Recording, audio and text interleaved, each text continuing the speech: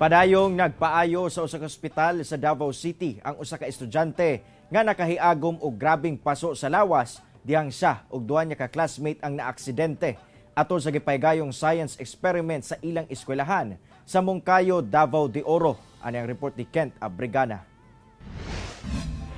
Hey dong, gusto na ka mo ulit dong?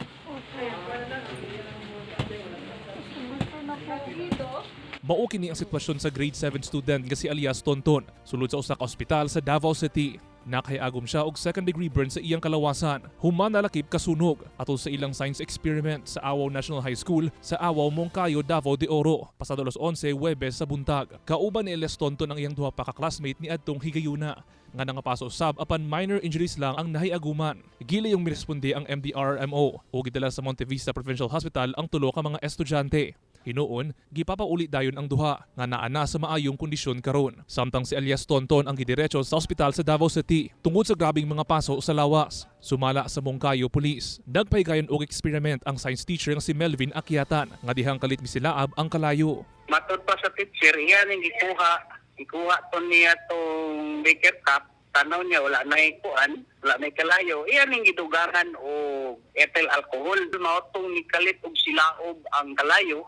Moto'y hinungdan nga ang mga bata nga nag-alirong dito sa lamisa, motong nangapaso.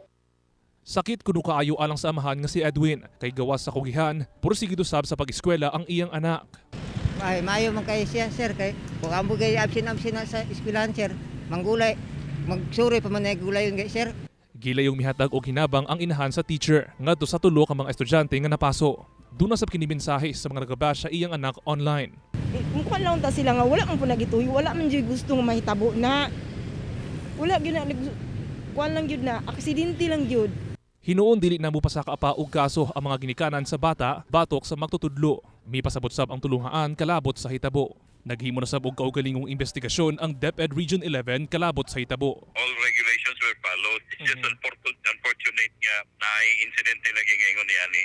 But there is an in-depth investigation now being conducted by the legal unit of DepEd Davao de Oro and including the supervisor for science. Kauban sa bebot kahes sa kamera. Ako, si Kent Abrigana para sa One Mindanao.